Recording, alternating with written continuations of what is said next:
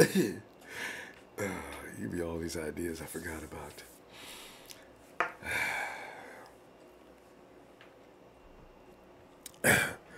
First, I want to wish you a good afternoon. I'm gonna present with you not what you want, but what I think you need. Bam! I'm ready. Are you? Niners!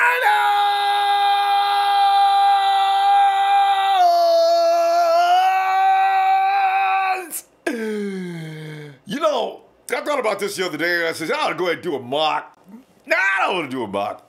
Everybody else does mocks. I'm going to go in there and make a mess of things. But then I started thinking, I said, you know what, I got some ideas. I want to present them to the Niner Empire.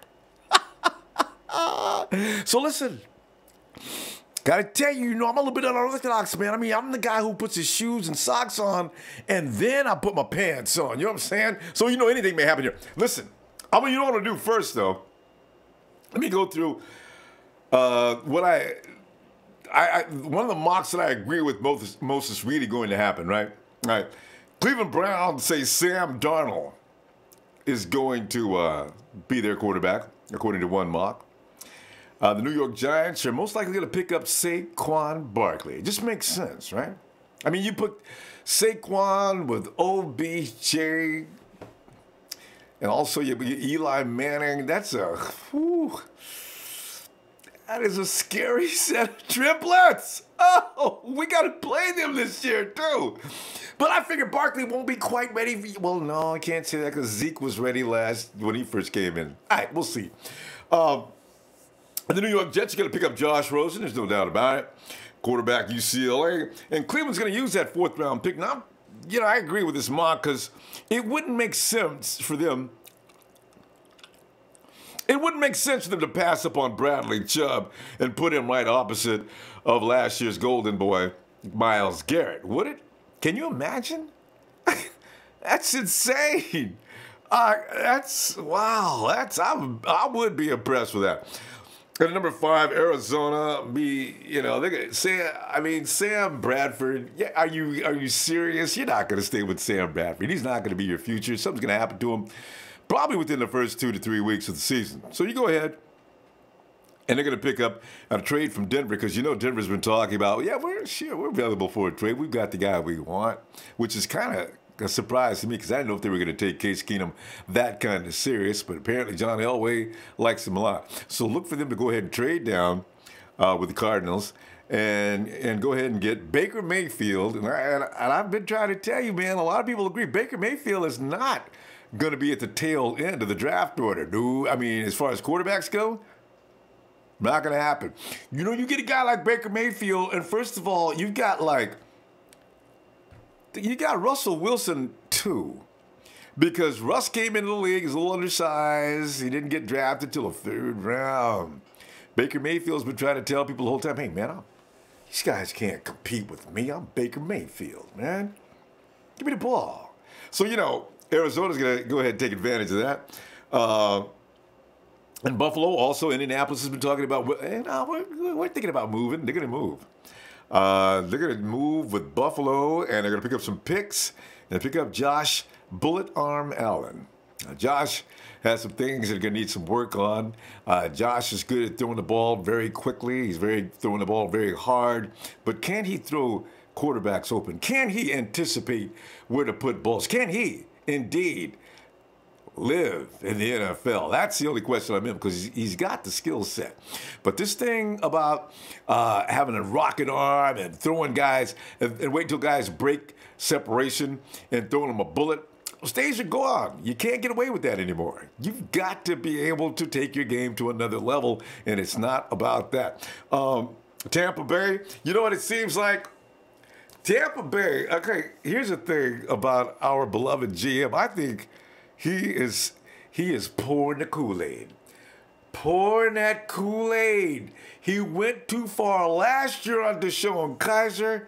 He has gone over the edge with Minka Fitzpatrick as well. He's not the guy. Tampa Bay's going to bite. They're going to take Minka.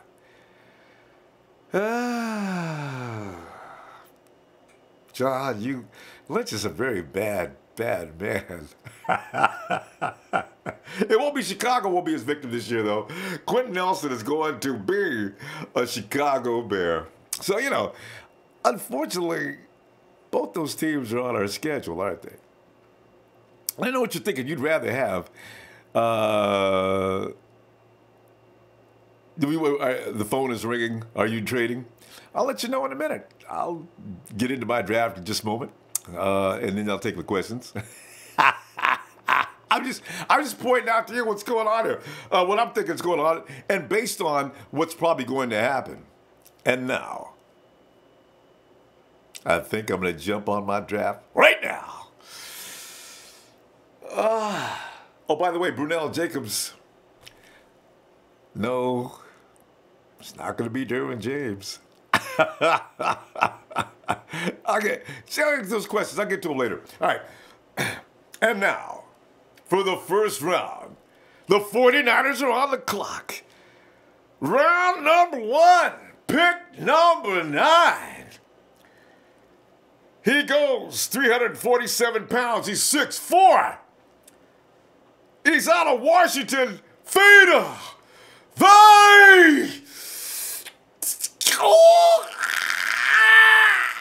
Oh, God. Hey, the reason I say this is this. I have got this thing about the pass rush. You know about that. I've been crying about that for a long time, right? And I'm not completely sold on either Landry or Davenport. I think they both might be good, but I know that Landry's going to be limited to just being a Leo. Can you use a first-round pick on just a Leo? You could. And Davenport could be the next, but maybe he's not. Then I thought about Vita Vea. I've been watching film of Vita. I keep going back to it. And as I'm watching, I'm just laughing. I'm saying,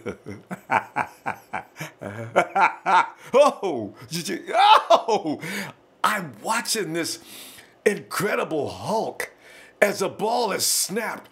Guys are trying to block him. Vita I seen him just brush a dude with one hand. That dude probably went 290, 300. Vita just get out the way.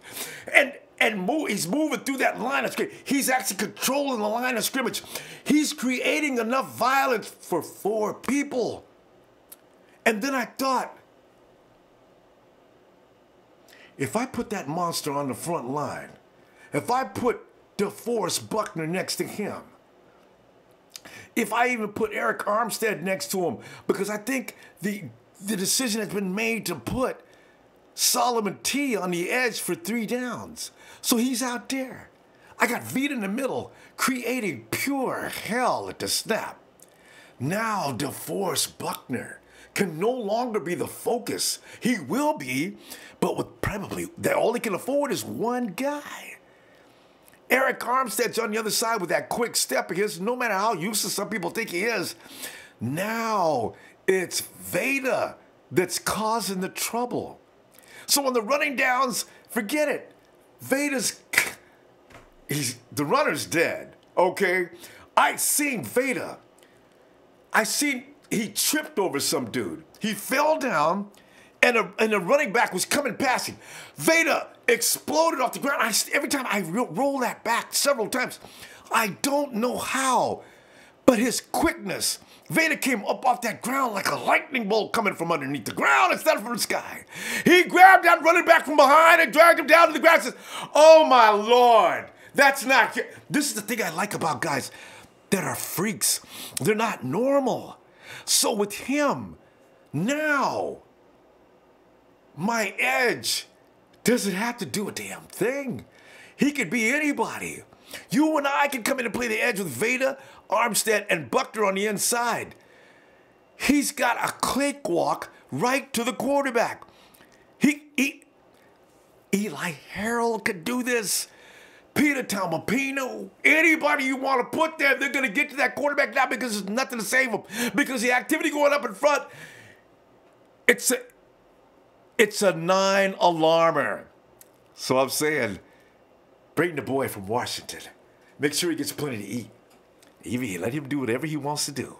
I'll put him right on that front line. He is going to create the hell the cowboy used to create to set Alden free, to set everybody free. Whew. Oh. Oh. And my second round pick, I'm going to go ahead and go with Mason Rudolph. I'm kidding. Mason Rudolph is going to go out, I think, in the top 10, though. But anyway, my second round pick, he comes out of New Orleans. Leighton Vander Esch. You see, I'm thinking he's 6'4", 256. Does a pretty quick 40 time. Now, here's why I pick him. Because we're concerned about that middle linebacker spot. Now, I'm not looking for him to take over Ruben's job, but what I do want to do is find a place to deploy him. Whether it be the Sam, I have a feeling I could put Vander Esch at both the Sam or the Will. He's got the kind of movement that I think I kind of like. Listen, if Rodgers, I know what you're thinking. Are you just getting him because Rodgers has Clay Matthews? And yeah, I know. Everybody needs their crazy high complexion inside linebacker. I've watched film of him over and over as well. Anybody I watch film over and over, I kept watching and noticing things. Vander Esch is a beast. He's an animal. I want that alongside whomever I've got. Because you see, certain elements are going to fit on this team like a puzzle. Leighton could be that guy. I'm taking him at number 2. And number 3, round 3. I know I'm thinking, and I had my eye on another couple of cornerbacks, but then I said, if I don't, I can't take Vita. And in the second round, I'm going to go ahead and address the linebacker position. And now I must find a way to get a cornerback that I think will work out. And that man, he comes out of Arizona. He goes by the name of Dane Cruikshank. Number 3, he's 6'1", 209. The boy runs a 4.41. I said to myself, you know, he'll never get beat on a play. His instincts, as you watch film on him, I seen him make a few picks, and I says, you can't teach that. That kid's got instincts. He's got intuition. He knows how to read the quarterback. Bring him to Santa Clara. I want to take a better look. Put him in a uniform. Let's go. Because you see, right now, we've only got 2 guys we know that are going to make it. We know Spoon's going to be there, and of course we know the perennial All-Pro, the future Hall of Famer. Richard is going to be next to him, but what happens if something happens to one of them? And also, I might want to rotate him in on occasion. If I see Rich maybe getting a little tired or something like that, either one of them are having a bad day, Dane comes in. I don't know how long Rich is going to be with us. He's 30 what? Yeah. All right. And I go to my round 4. Well, I forgot. I got 2 round 3 picks. Oh, see, as you may figure out in a moment, I am sick with this thing about the pass rush. You know, as I point out last year from game 1, I keep using it because I'll never forget it. Man, Cam Newton, standing back there all day.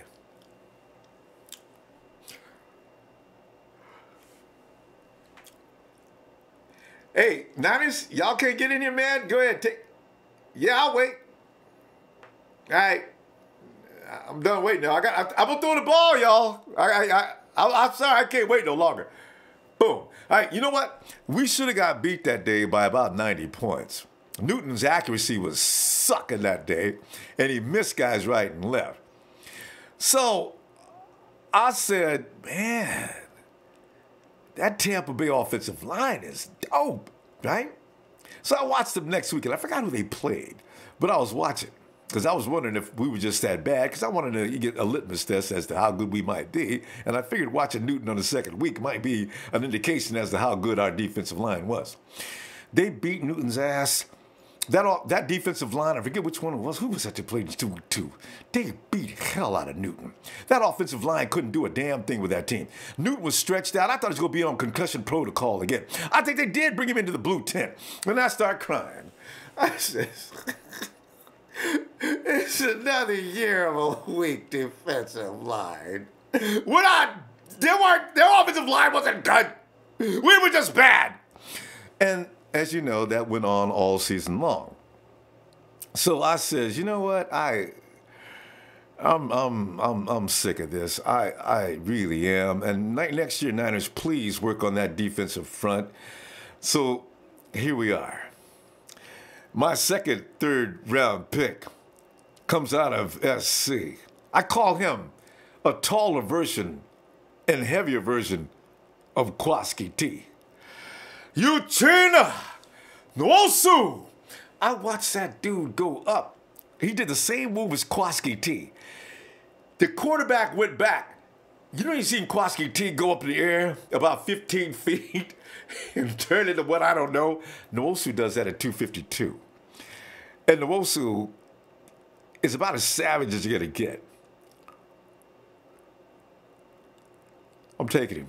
Second pick. The dude runs a 4.65. I could put him either at the Sam, which is probably what's going to end up happening. If I want to put him at the Leo, I'm going to take a look at him there too. He's going to be somebody, but he ain't going to be anywhere but in San Francisco. All right. And for my fourth round pick, last year I had a real problem. It seems Kyle didn't want to go with Victor Bolden Jr. on both the kickoff and the punt return, right? Which kind of I found disturbing. I said, Kyle, why do you keep putting Trent Taylor out there and putting him in danger on the punt return? Let Victor B handle both for now. If you're not going to use him for anything else, let him handle both. He kept putting Trent Taylor out there. Most disturbing thing I had, one of the other well, other than the pass rush, the next disturbing thing I had, why do you keep putting Trent in danger, Kyle? So maybe that's what they do now. So I said to myself, here's what I'm going to do. I'm going to take a pretty good wide receiver, but one hell of a return guy. He comes out of Washington. Dante Pettis is my number 4, 128th pick. 6'1", 186. This boy does a 4.55, but it looks like he's moving faster than that. Dante. That dude is one of them showstoppers. He's going to have everybody at Levi's Stadium stand up going, ah, ah, oh. He's the kind of guy that every time he breaks, he's got them moves on the field. Every time he breaks, he looks like he's gone. So, yeah. And if we get into wide receiver trouble, now I'm not anticipating that, but because I've already got Kendrick Bourne. I don't think I'm not bringing anybody in. I ain't trying to hear about taking him out. So I want to see him further develop. And round 5, we got a pick from the Jets last year for Rashard Robinson. So this year, what I'm going to do is this. I'm going to use that 5th round pick, 6'1", 209. He does a 4.5, 340, and he loves him some Richard Sherman. In fact, after watching this game over and over on the footage, you can tell he really likes Richard Sherman. They come out of the same school, Quentin Meeks, at number 5. Come on down, Quentin. You got your wish, man. You can hang out with your mentor for days. Just make the team's all you got to do. And in round 6, Peter Panassi and I had a conversation on this, and we both agreed. It seems Peter Taumapinu, we've not seen much of, but Peter Taumapino's got some great movement coming off that edge. He could end up getting that job. Between him and, of course, you got Marcus Cassius Marsh. And, we got 2 or 3 others. And you got Atachu. But I want to see which one of these guys is the real deal. Which one of these guys can actually assume that job so I'm not calling anybody else all the time except for one more backup. And as I say, Peter Panassi, Niner Noise. We both agree. Hercules Mataafa! And, you know, as a matter of fact, I can see now, big grin from ear to ear on Defoe's face as one of his homies comes on to join the team. I think Hercules could be a very special Leo. I just got a feeling. 254, 6'2". Another guy that has explosion from the snap. That's quick. And my round 7 pick, finally, at 227. Oh, no, I got 2 picks to die. I'm going to go ahead and address the linebacker spot one more time because the thing is, I really had a problem trying to make up my mind this far in the draft. Is there a linebacker that could come in and really make a difference? Can he make the team even? And that name is out of Arizona at 234. He's 6 foot. DJ Calhoun. Now, DJ Calhoun bothers me for one reason and one reason only. As far as DJ Calhoun being a good linebacker, he's pretty good. I'm concerned with his ability to pass. I don't know about him in coverage, though. So, but you know what? That late in the game, I didn't see the offensive lineman that I'm going to bring in just to cut. I think the Trent Brown was sort of one of those freak accidents that's going to happen every now and then. So, yeah, no offensive lineman. Trent Balk used to bring home offensive linemen every year from the 6th and 7th round that they were sent home midway through the course of the tryouts. So I'm going to go ahead and see what DJ can do because he's got potential. He's rated 29 out of 144 inside linebackers. Now, round 7, and you're probably wondering why I've not thought about running backs because I really don't know if a running back can get past the 3 that are in front of him. So it'd be a wasted pick. But unless you're going to go up early and get a running back. So between Jerick McKinnon is definitely not going to get replaced. Kyle's in love with him, and for good reason. I figure Matt Breida has a year of experience with Kyle. That's going to give him an edge. We've got to see what Joe Williams could actually take Matt Breida out if he can hold on to the ball. And then we got our specialty guy, Mostart. Mostart's in the mix, but I figure Mostart's going to continue to be our prime man on special teams, but he could come in a pinch. Then I thought about, let me get somebody along that same mold that I can find in round 7. I'm going to put footage up of this kid later. He's out of Grambling. His name is Martez Carter. I watch Martez Carter. He's got that kind of ability that running backs have. All right, as you go to leap at him, he's got that ability to anticipate. I don't care how far away you are. If you leap right, he's going left, and he can do that in a split second. That's a talent that can't be taught. That's a natural-born running back. You leap left, Martez, he's gone the other way. I says, he's a 5 to 7 pick. He'll probably go in 5. I'm sure I'm not the only person to notice him. Graham-has got a good coaching system, too. If Martez is still there, I'm taking him in round 7. So there it is. And that, and I say it with no shame, is the Ronbo Sports Mock. I'm ready to get... There's something going on. I got an issue here. Oh, hey, I need to put my picks up again so you can take a look at them and give you all the questions you want. Because I'm ready to defend each and every one of them. I've thought about these guys very closely. And if they say Vita Vea is number 1, because you see, there's several other teams I noticed that are mock draft for Vita. Raiders is one of them. The Raiders are predicted to get Vita because that is going to make Khalil Mack a machine. I thought about that for a minute. I says, damn, that's right. Vita Vea ain't no normal nose. Not by a long stretch. I ain't seen no nose tackle like that since, what's the guy's name? He's been compared to that Hall of Famer. But see, Vita is, I've just never seen a man control the line of scrimmage like that. I mean, he doesn't block Mays will not be there. He kind of ignores them. I think he's better than Ndamukong Suh. The way he manipulates every player on that front line. He sees guys coming before they get there. He's like throwing dudes out of the way with one hand until the running back. And I mean, he can take him down right now. So if you're thinking, who takes a nose tackle round one? Excuse me, this ain't no normal nose tackle. I don't know what to call this dude, but he is a badass. Oh, round one, pick number 9, as I say, Vita Vea out of Washington. Round 2, Leighton Vander Esch, because every team should have their crazy you-know-what guy. Round 3, Big 70, Dane Cruikshank. And round 3, the other, Uchenna Nwosu.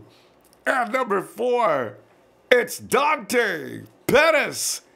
And round number 5, Quentin Meeks. Round 6, Hercules Matahafa. And round 7, DJ Calhoun. And round 7, Martez Carter, running back, Grambling. You know, I was supposed to put Trez's mock draft up there today, so I'm not sure we're going to do that. We might do that in just a little bit. We're going to do that right now. Yeah. Oh, there it is. Let me you get that up on the screen so you can see it, because yeah, and pretty much everybody went this route. But the only reason why I skipped this is I got a lot of reasons. I'll answer you because I'm sure you're going to ask you that. Tremaine Edmonds, linebacker, Virginia Tech, or Arden Key. His second pick is Cortland Sutton, and by the way, Cortland Sutton has been endorsed by Jerry West. Wide receiver, SMU, or Will Hernandez, offensive guard, UTEP. At 3, Jari Alexander, cornerback out of Louisville, or Anthony Miller, receiver out of Memphis. And number 3, Lorenzo Carter, outside linebacker, Georgia. At number 4, Brian O'Neill, offensive tackle, Pittsburgh. I do like that pick. I thought long and hard about Brian O'Neill.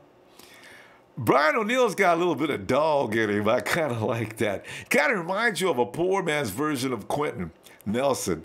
He sort of like gets off on nailing his opponent. That's the kind of attitude I thought long and hard about Brian O'Neill. Yeah, Trez, we was thinking the same thing, but I went another direction. And number 5, Wyatt Teller, guard out of Virginia. Quentin Meeks. At number 6, cornerback. And Kyle Fitz, defensive end out of Utah. And with his final pick, Jordan Atkins, tight end, UCF. All right. So, yeah.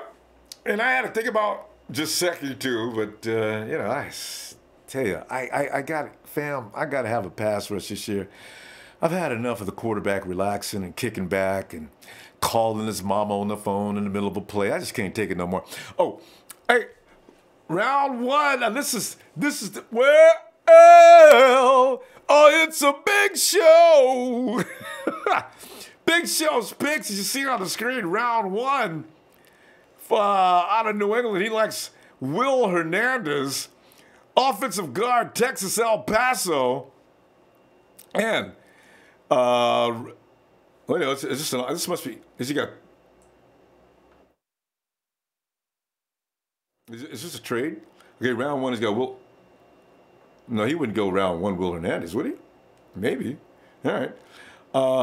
And he's got Colton Miller, offensive tackle out of UCLA. Man, these must be his options. Okay, something. I guess he's got. Well, yeah, these are options. Okay, Colton Miller, offensive tackle, UCLA. That's a sensible pick. I thought about him too. I look at one of these guys that might be raw and not. Oh, he traded down. All right, all in the same pick. So I guess we didn't get rid of the Will Hernandez. All right.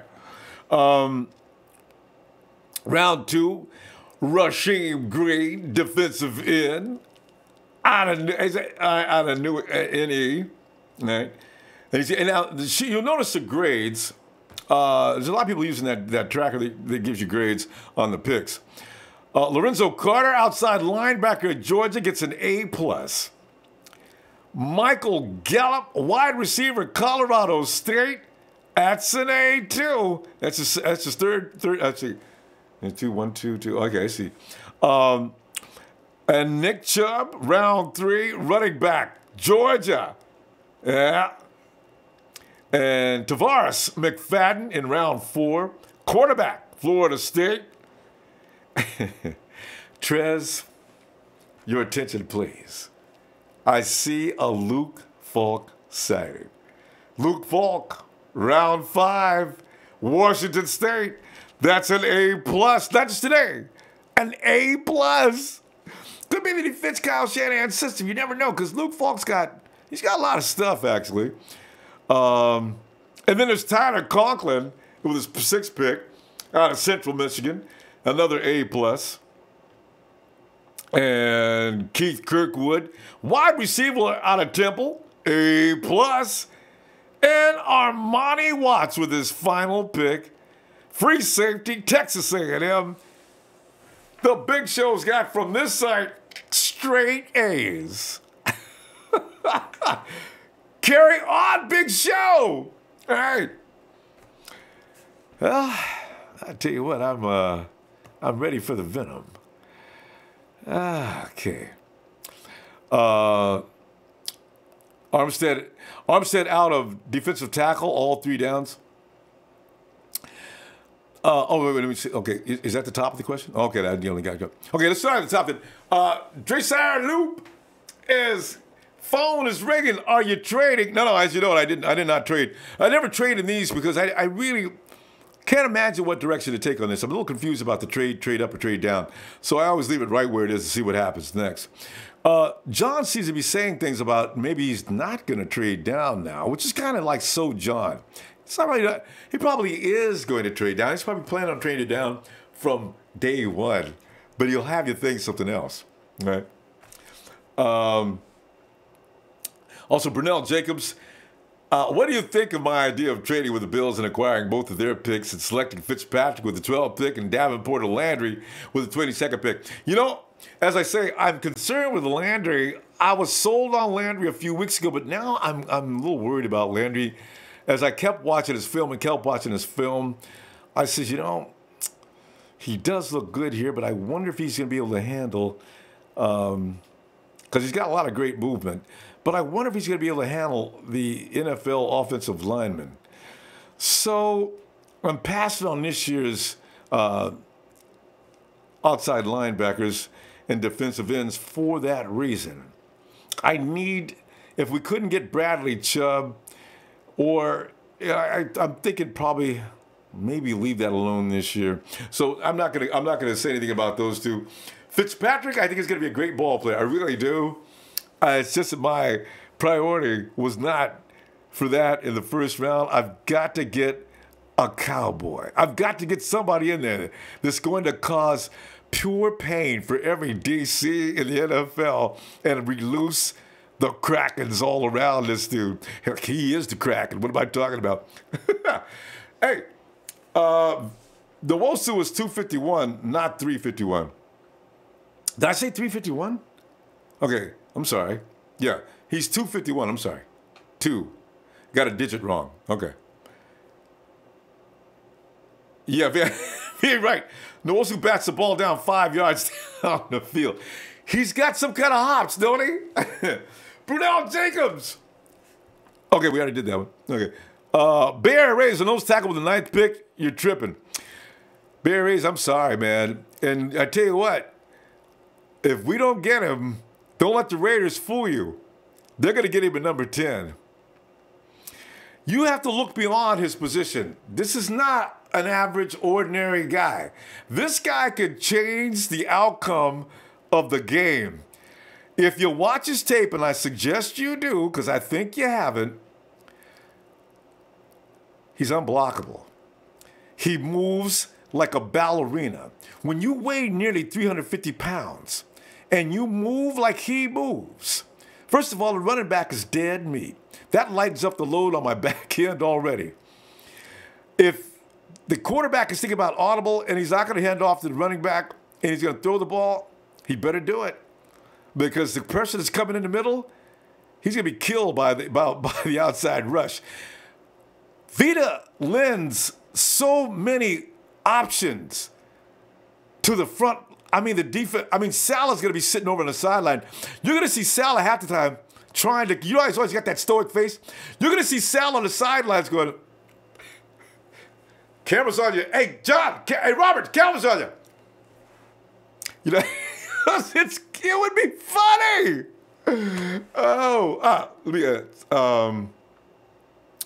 Let's see. Oh, Cobra Kai. Vita ain't all that. I live in Seattle and seen this kid play. He's good, but he ain't all that. Highlights don't mean nothing. Well, I guess. But I tell you what, the highlights he's got out there are scary. Go hard. Did we get? Oh yeah. Go hard says if you're drafted Vitas at number 9, you know he'll only play in the base, or you're taking Solomon Buckner or Armstead out of the all 3 downs. Yeah, no. Yeah, Vita's going to be in there for 3 downs. So that leaves. Here's another option. If you're going to put him in for all 3 downs, and I am, that means now there's no sudden audible or shift in the. They're probably going to have to throw on every down. At some point during the course of the game. And I figure right around the second quarter, forget about trying to run. If Vita doesn't get you, then you got DeForest. It becomes an impenetrable front wall. He is the missing link that would make that frontline defense now completely invincible.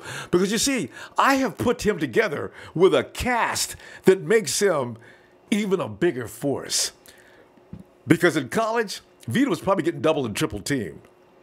You double team him now, whew, good night. So yeah, he's going to be there on 3 downs. Where are we now? Josh Ternewski, if we take Vita, I still think it will be best to get an edge in the second round and have Solomon Buckner and Vita on the inside. Yeah, I thought about that, but I said, we got about 5 guys. Do we have about 5 guys now? Maybe 6. We got 5 or 6 guys now that are coming off the edge now. Most of them are talented, except for maybe one. You got 5 guys that be trying off that edge. Now, I don't suspect all of them are going to fail with the kind of pressure that's coming from the interior. Now, you're going to have the same effect because we found out after the Cowboys slowed down, so did All-Pro Aldon Smith. So I put that together and I said, that would also be the same case if I got Vita, and now you can't double team Vita. There exists no human that can go one-on-one with Vita Vea. There exists no human that can go one-on-one with DeForest Buckner. On the other side, on the big end, Eric Armstead, the average guard is too slow to try to stop Eric Armstead. There will be no double teaming on that front line from this point on. Now you've got the death march coming up the middle. So you see, that's why I put him with the company I'm putting him with. There's no stopping that front. There's none. There's no way. No more quarterback sitting back there. Now the quarterback instead of sitting back there going, come on, y'all. You can do better. Now the quarterback. All right, come on. Oh. See, that's what I want. All right. Let's see. Let me get one more and I go to the phone. Where we at? Is that? Oh, Shoe 559. Yeah, I know, right? Shoe 559. I am concerned about Van Der Esch being there in the second round. Yeah, we just did that one. We're on Shoe now. I thought about, but you know what they say? He's between the second. He may exist in the second to the third round. It's just a projection. That's why I only took Van Der Esch because of that. Because I think there's a lot of options that could be swallowed up in the first to the 45th. I counted them down. I said, you know what? It's about 60-40. You're right. It's about 60-40 he'll be available that late in the second round. But I went and take the and I didn't have a second option for it. But then I would go ahead and take Mike Gesicki. Then I said, you can't go get no Mike Gesicki at that late. So I stuck with Van Der Esch. Quentin Nelson wants to know, do you really think, everybody wants to know about Van Der Esch. It's a risk, because I don't think between him and Oliver, because I also thought about Isaiah Oliver, but you ain't going to get Isaiah Oliver in the 50-something pick. It's not going to happen. So I'm trying to figure, I said, I keep doing the math. There's going to be a couple of running backs taken in there. There's going to be a couple of running backs. There's going to be another cornerback. I kept counting, and I came up with possibly, not good odds, but possibly. Nicholas Pusateri says, Edmonds or Roquan, Minka or Derwin, Josh Jackson or Isaiah Oliver, Quentin or Chubb. Yeah, I know. I'm possessed with that pass rush. I'm sick of the quarterback. I look at other teams to give the quarterback pure hell. You know what really bothers me? As I say, last year I'm watching the Cardinals tearing people up. I'm watching the Hawks, I hate to use it for an example, tearing people up. Remember when we played the Eagles? I thought they was going to have an ambulance waiting outside. CJ, man, they had some freeze frames on CJ, man. CJ, they had one pick where CJ's head was bent this way, and he was looking up, and the dude was crunching down on him, and his body was contorted in the opposite direction. All I could think of was, man, they was on CJ's behind so quick because they got 4 dudes that are on through that offensive line, that defensive line. So I said, I want one of them. Just, please, can we be like that? Please. I'm trying to, quarterback's got all day to throw against us. And that's why Dante last year, the Texans ain't got that good of offensive line. And Dante was getting, and you cannot give a team like the Texans this year, better have a defensive line. Because it's going to be bad enough trying to deal. And we ain't got to play him maybe till later. But, we Texans, man, you go put Deshaun Watson back there and give him plenty of time to throw. Oh, no. So, what do we point at? Oh, Raymond's on the phone. Oh, Raymond's going to come in and give me Derwin. Okay, Raymond. You're going to tell me about the offensive line. Don't worry about that defensive line. Raymond, go ahead, man. I'm listening. Ray. How you doing tonight, man? Raymond, I'm doing all right. I just watched your mock. I saw it. Everybody, like I said, everybody's entitled to their own opinion. I appreciate, your concern for the defensive line. Yeah. But once again, the quarterback gonna throw the ball. Yeah. Just plain and simple. Or they gonna run it. I like to address Razor because he said something about what I was saying. I was looking at Big Show's draft and it looked like he got 12 players right there, man. Tell me, Ronbo, how many roster spots we got available? Yeah. Like 6. I think he was given options. That's why I said, he traded down though. Right, but that's why. Yeah, he traded down to get more picks so they can get cut. They're not going to make the 53-man roster. That's what I was saying yesterday. And Razor said, you don't draft players to cut them. But y'all want to draft back and get more players. What are you going to do with them? I don't know. Maybe they're going to let a rule slide that we can have 80 men on the roster this year, maybe. So that might be a new rule they make. That's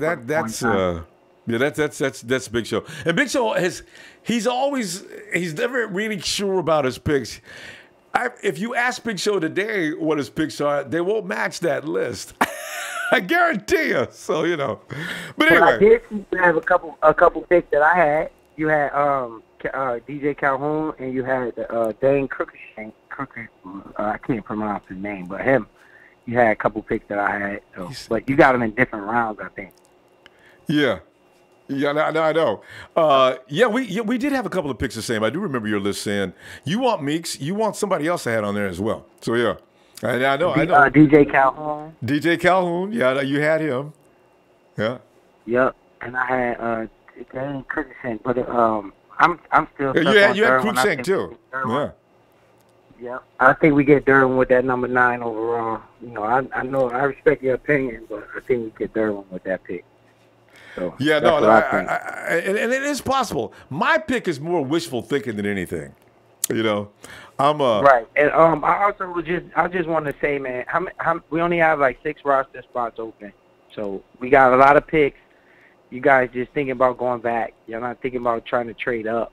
You know, I think we should trade up because, like I said, we're going to be drafting guys, and some people going to get cut. Either somebody we have on the roster now, or one of these rookies that we're going to draft. That's true. So, it'll come out in the wash though. We're gonna see. Give him a chance in camp and see what happens. All right, Raymond, I'm gonna go. I got a bunch of questions. I'm gonna try to get it. All right, so 559. All right, Ronbo, go Niners. All right, fam. There's another phone call. Hey, 559. Who is this? 559 area code. I'm on your phone. Hey, Ronbo, it's Joe. It's Joe. What's up, Joe? Wait a minute. What Joe? How you doing, man? Oh, it's a Joe we haven't talked to in ages. Hey, Joe, where you been, Exactly, man? yeah. I didn't recognize your voice Man, at first. there was like twice. I tried to get in twice within the last 2 months, but I was just so busy. Yeah, you didn't have time to wait. Both of the times yeah. I had to leave and Yeah. But I'm excited for the draft. I was just watching your mock draft, and I agree with the Vita Vea to some extent. I'm a defensive line guy, so obviously, Yeah. I mean, you get a big, huge man in the middle that They can always requires move 2 like guys, him. and then you Man. get Buckner. Yes. It's crazy, yeah. But what else I was looking at was we also have a guy like that in DJ Jones. And John Lynch mentioned him in his interview, the pre-draft interview. So expect big things. And in the second round, I would never take Van Der Esch. I don't know why you even mocked him, man. Did you watch him? Not highlights, actual game film. Yeah. For a long time, I kept watching him. I have a feeling he's in the early stages of what he could be, is why I like him. He's suicidal. He's like, I think he's going to be a real NFL. You know how you see guys that are good college players, but you see a guy that you know is going to be NFL? I think Van Der Esch is that kind of guy. Biggest problem, I get you, but the biggest problem I have with him is if an offensive lineman gets his hands on him, he quits. Did you It's see like, that? Yeah. He can't deal with any of the like Shedding any dirty blocks. work. Yeah. That's what I like about Tremaine Edmonds is like he can just take on an offensive line and beat him and get there. Yeah, he does have like a if you're technique and taking a speed. project, why True. not? True. I do like Edmonds. And also, go ahead. No, I'm listening. Go ahead. Finish. It's just he also what he does is he always tries to run and hit his shoulder in, and all the guard has to do is just grab him right there, and then it's just over for him. Yeah, I think we're going to see. And, you know, when I look at Solomon Thomas this year, I've seen him make similar mistakes, but I don't expect him to make them this year. You know, this has something to do with making adjustments. Those are kind of adjustments you can see that the basic skills are there, but he has a couple of things that he needs to correct, and then he becomes a little more intense. I see that in him, but I know what you're talking about, though. I agree. He makes some coaches can make that kind of adjustment in a player and some can't.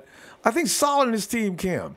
Because I've seen 49ers making tackles this year a lot different than they used to. And I think that's one of the things that he might be able to correct. I don't know if you agree with that or not. I But, get that. I get what you're coming from. It's just the way I see it is there's so many good linebackers available. Why take a project, you know? Like at that point in the Malik draft, Jefferson. You know what bothered me about Malik? Same thing that you're talking about now.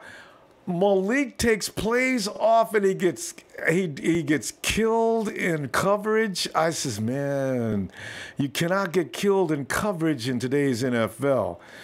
So I see Malik as being Malcolm Smith. So you got to have a really good setup behind him. But we got Kwaski in the box, and you've got I don't know if we're going to get room back, but if we do, you got him in coverage as well. But Malik is I looked at it, Malik, and I didn't like. But I looked at him hard. Man, I looked at him so hard. I was going to make him my number 2. I switched Van Der Esch, believe it or not, within the last 24 hours. The way I think, though, I think we're going to take Brian O'Neill in the second round. Brian O'Neill? He's been spending time with I like him, too. The offensive lineman? Yeah. He's a bad dude. He's been working with Joe Staley, so I think there's something. There you go. Yeah.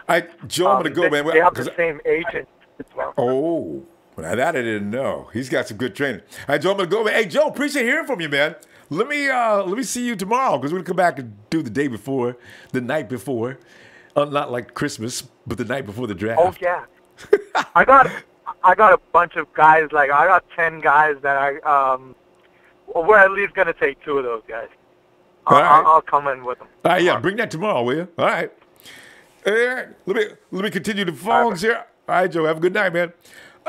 It's Trey from VA. Go ahead, Trey. Oh, this is going to be roast. Trey, I ain't giving you no installment, though. Go ahead. Oh, jeez. He's coming to the music and everything.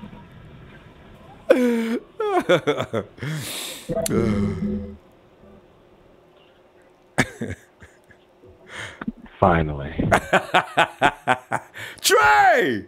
Where you been? We've been missing you for days, bro. Ronbo. What's going on, sir?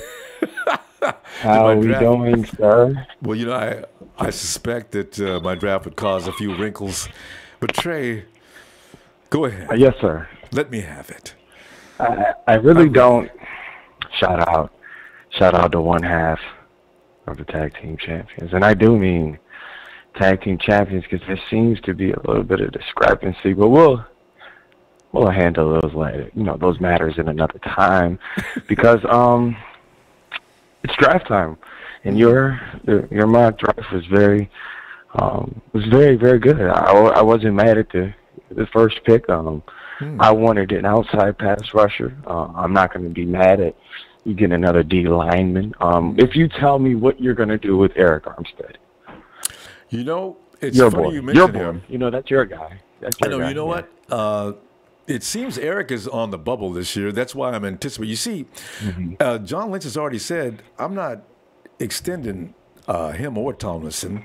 They've got to show me something more than what they've shown me. Exactly. Right? So, and that's how we feel about a lot of these new callers.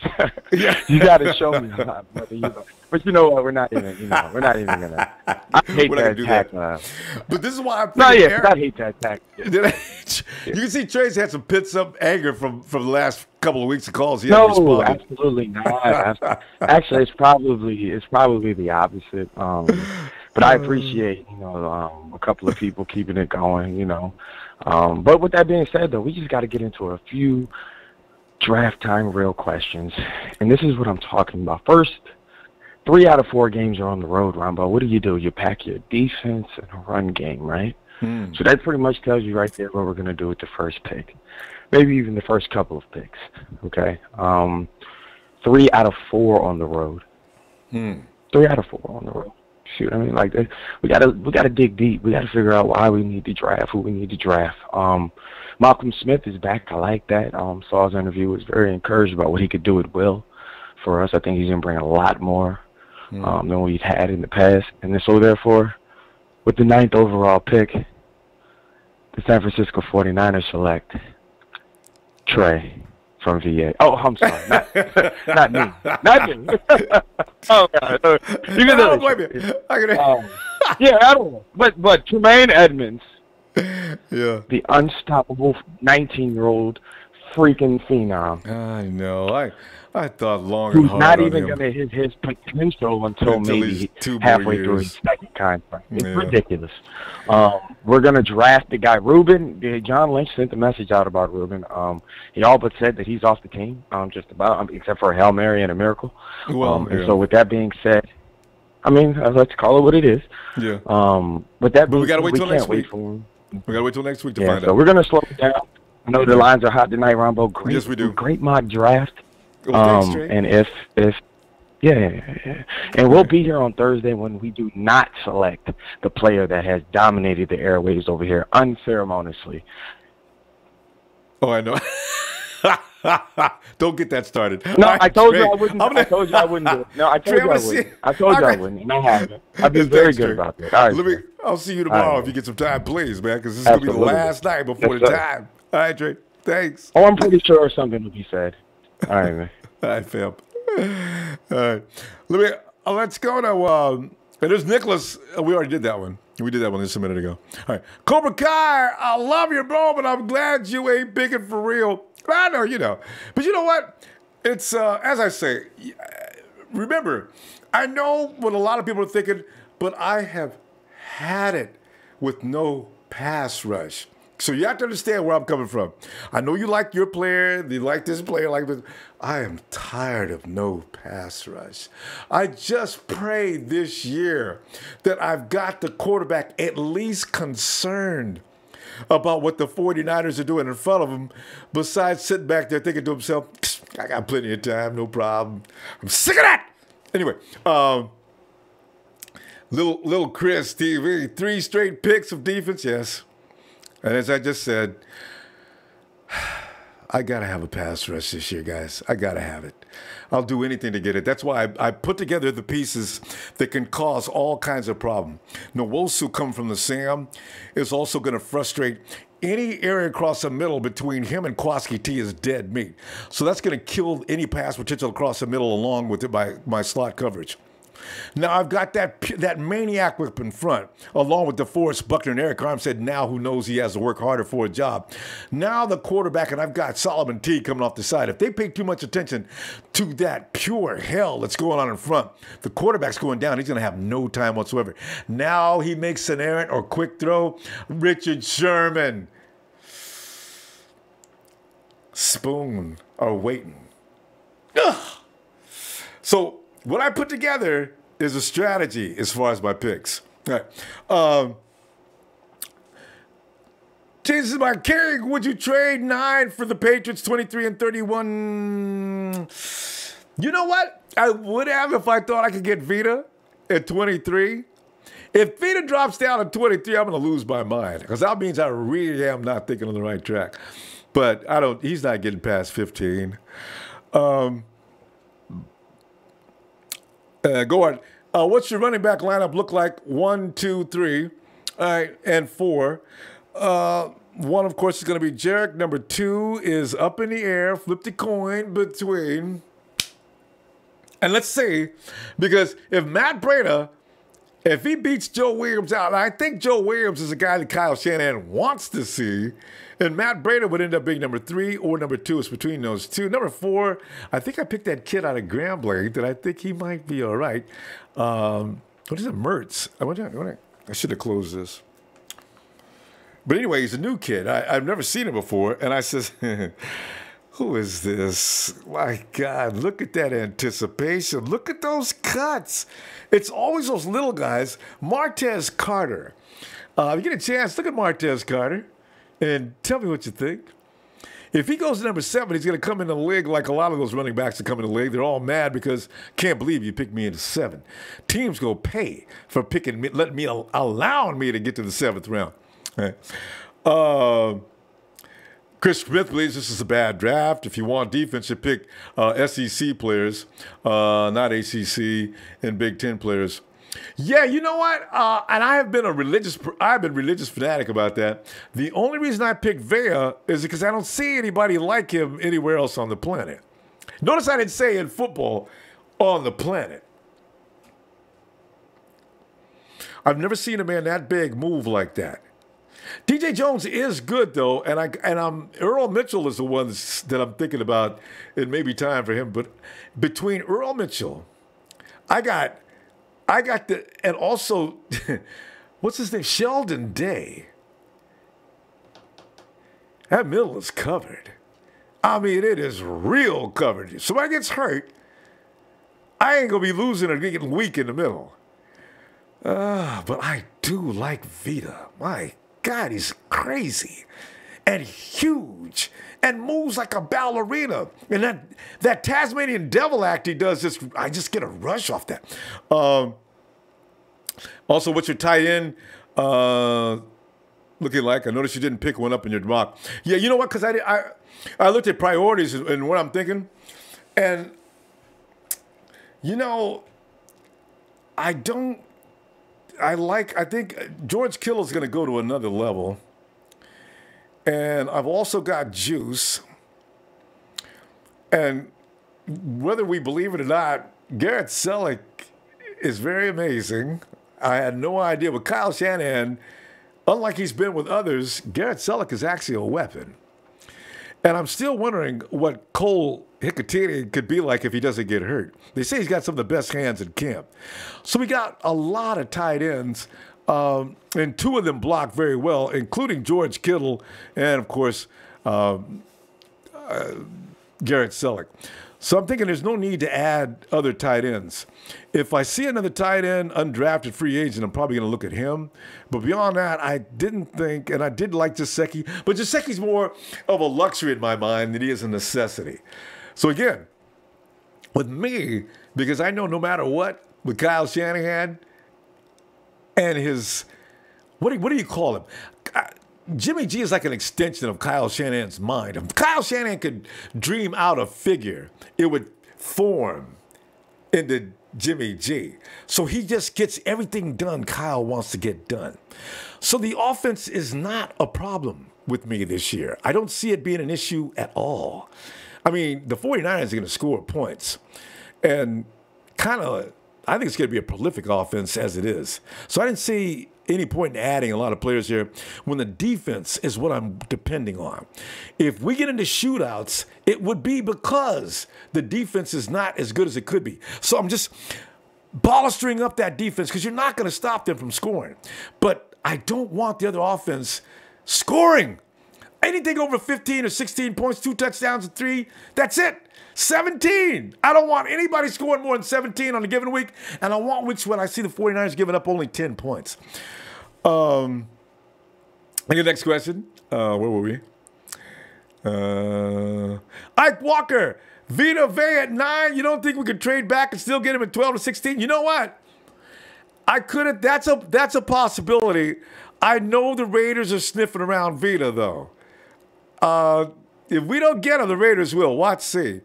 Because, like I say, the Raiders know you get Vita, and now you release Khalil Mack. That's the way it works. It's what we did when we were bad, or when we were fab, it was the cowboy that was releasing Alden Smith, who was coming up with all them double-digit sacks. And when that didn't happen, the cowboy was getting the sacks himself. So I said, it's time to go back old school, man. Get you a maniac killer and put him in the middle, and everything else will come around the sides and take care of business. Scott in. Yeah. Pass rush like Cowboy or Charles Haley. That's where my mind is. Quarterback's got to stop having lunch back there between snaps. And I know it's like some believe quarterbacks getting rid of the ball so fast this year, it don't matter what the pass rush is. It will always matter what the pass rush is. Quarterbacks got to step forward, not back. If they're stepping back, they're running away from your pass rush. No. He's got to step forward because if he's running back, he's not scared. He's buying time. Get his butt moving forward, and now There's DeForest Buckner. There's Solomon T. There's Malcolm. There's Blitz. Here comes whoever the linebacker is. Get him. Okay. We got Jay on the phone. Hey, Jay. Come on in, Jay. My brother, how you doing? Jay, man. I'm doing all right, man. How you doing tonight? Good, man. Good. Hey, you told me that this draft was going to be full of shenanigans, and it was not. I'm impressed. Hey, for real, I'm impressed. Really? The only one that I would kind of whatever waver on is I think Crusade was a little high, but I like his talent. You know what I mean? And that's the only thing. Like DJ Calhoun in the 7th was great. You know, it was great value for him, or great projection for him right there, I should say. He's supposed to go late or potentially undrafted. Yeah. So that's a good spot for him in the 7th for sure. Yeah. And yeah, man. I mean, like I said, I agree with the Vita Vea pick. You know, I could rock with that. Tremaine Edmonds or Davenport. And if I may, I wanted to touch on the fact that, you know, with all due respect to Raymond, I do like Derwin James and all this stuff, but I do want to say one thing. I know about, you know, how many roster spots we have. You know, as all of us probably know, I'm probably not saying anything new. We got 90 spots come training camp, right? So it's all about bringing in more of these guys, getting some competition, and if they beat out some of these guys that supposedly have a deserved roster spot, good. That's you know what I mean? Because that just makes our team better. You know. And then as far as the pass rushing thing, you know, and throwing the ball quick, one thing to think about too is that if you're a defensive coordinator and you know that they have to throw the ball quicker, you can game plan better. You know what I mean? They might be able to throw the ball quicker, but let's say, you know, we drop down their time in the pocket to an average of maybe 3.5, 4 seconds, which is probably better than what we had. Yes. You know, and I know that they could just throw the ball quick, you know, with maybe that amount of time. But imagine we give them 6 or 7 seconds. You know, now their options expand. So by getting a pass rusher, I think it helps out the secondary. We all know that they work together and all that good stuff. So I don't mind getting a bunch of extra picks and you know, filling up a bunch of holes, especially in a draft like this, where a lot of people are saying that the talent pool is pretty deep. So yeah, in a lot of positions. All right, Jay, good stuff, man. Everybody wants to nail me, so thanks, fam. I'll talk to you a little bit, okay? We'll tell you. We'll see you, Ronbo. Thank you. All right, Jay. Yeah, like I say, you know, it works both ways. If Richard Sherman and also Spoon are back there making it hard for that quarterback to see his receivers, guess what happens to his butt now? As long as he ain't got time to run back. Oh, now we got his butt. Hey, Cobra Kai, thank you, man. He's a lovely show. Please keep doing what you're doing. Thanks, fam. Appreciate it. And hey, there's Devon, also known as Mr. 49er Mitchell. He said, I think you got the right plan as far as going heavy on the defense. Was that your plan? Is that what you think 49ers need to do, go heavy on the defense? I really do. Because like I say, we have to keep in mind the 49ers last 5 weeks were missing players. They didn't know the playbook. They rolled off 5 games in a row, and they played Jacksonville just at the right time. Why? Because they didn't play Jacksonville right away. They played them the 3rd game, right? Chicago, Texas. Or did we play in the 4th game? Chicago, Texas. Oh, it was 4th game. So Chicago, Texas, and then Tennessee, and then Jacksonville. They had actually hit a stride. With, as I say, new guys for Jimmy G, and they're new. Jimmy G's new for them. Partially rehearsed plays from a playbook they know nothing, well, they know little about. And they scored every game. Now, granted, they didn't get in the red zone and do well, but everybody thinks that's about a big receiver.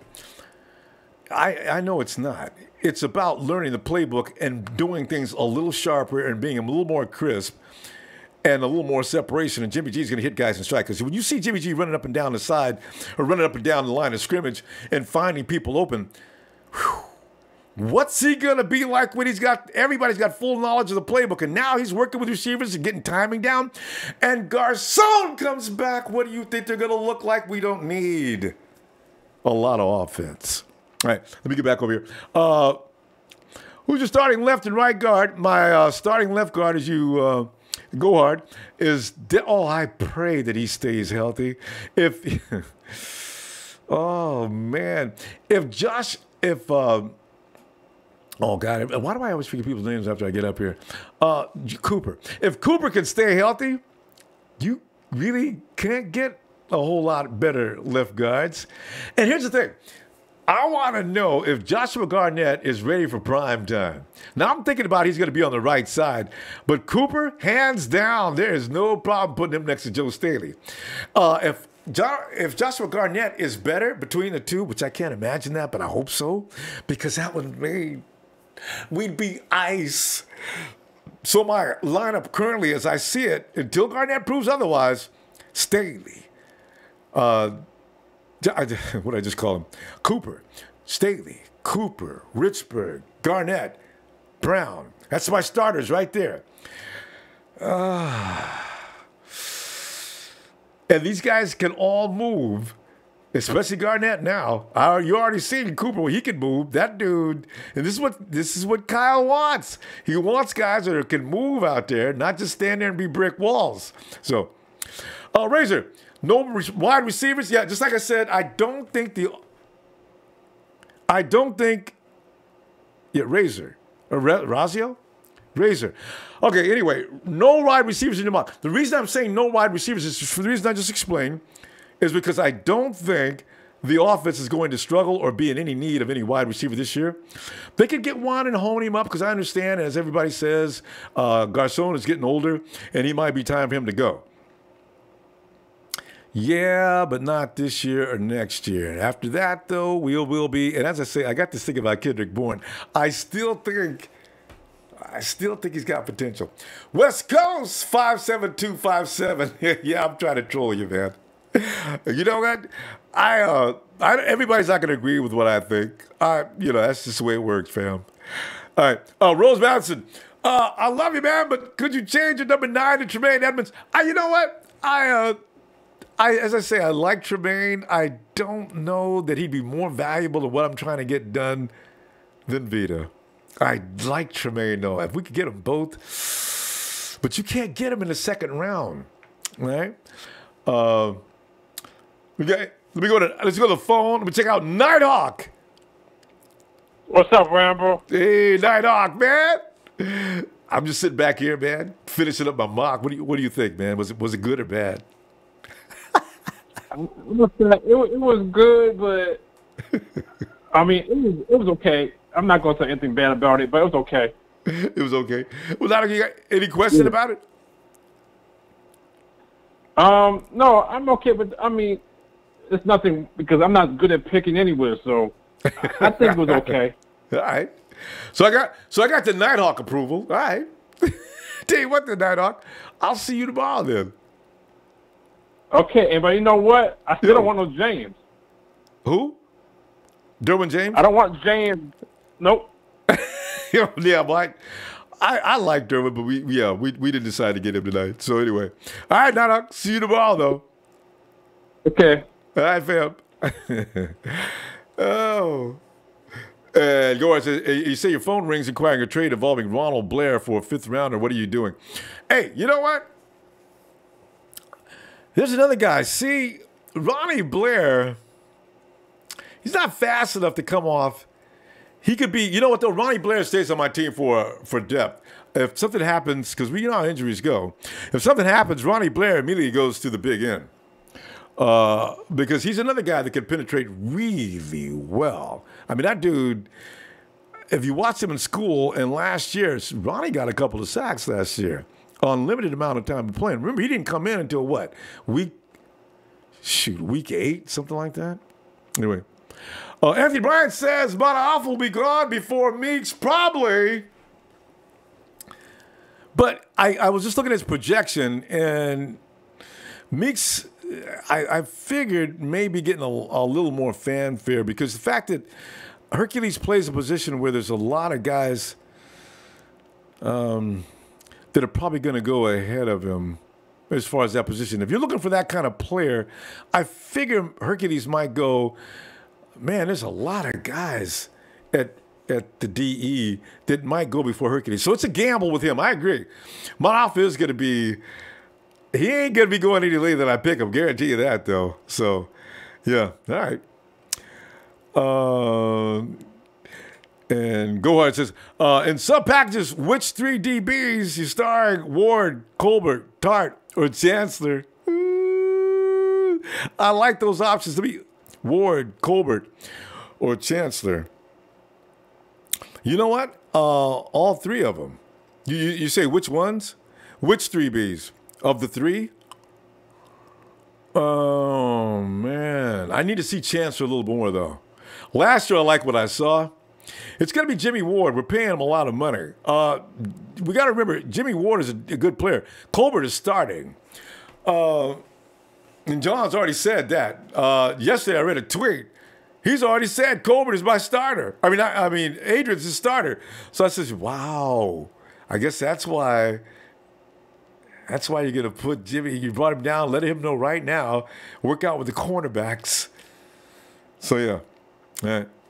The next one is Dolite. You do realize we have an offensive genius as our head coach.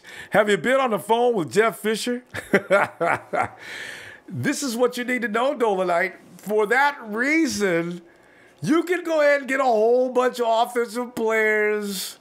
Wait, what team is it that used to score like crazy and couldn't win? Do you remember? Last year, the year before, and the year before, and the year before. Who was just scoring like crazy but couldn't beat nobody? The New Orleans Saints. So you see, this is my thinking. There's no need to overload on offense. That offense is going to score points right now. The way they are, they'll be just fine. Now, do you want to go into games having to win like the Raiders and last year? Neither one of them had a defense, right? It was like the final score was 42-41 on a Hail Mary pass. I don't want to go through that, fam.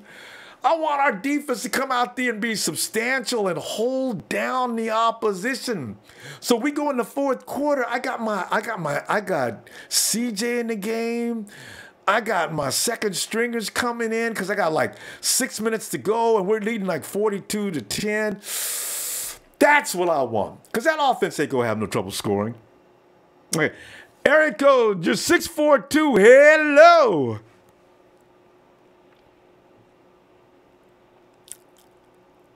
$642, you still there? 642. Hello, 642. Yo. Yay. What's your name? Hello. 642, hello. All right, here's what I do. Yo, Ronbo. Yes. What is your name, please? That's me, the Notorious. Oh, the Notorious Yo, Ronbo, Lee? can you come back to me, Nick? Oh, it's Lee. Okay. Yeah, I can come back to you. No problem. All right. Okay. And hey, there's Sheik. Sheik. Come on in, Sheik. Ronbo! Yo! What up, man? Yo, I'm getting drafted here, man. Mocking. But go ahead. I know you got some questions. I got some mock going on. I would like to do my mock if that's okay with you, Ronbo. Well, not now because I got too many questions. But tomorrow, we're gonna be back tomorrow. Okay. And you can bring that mock. Okay, you know what you can do? Hey, Sheik, you know what you can do? Bring it or send it to me, and I'll post it up tomorrow.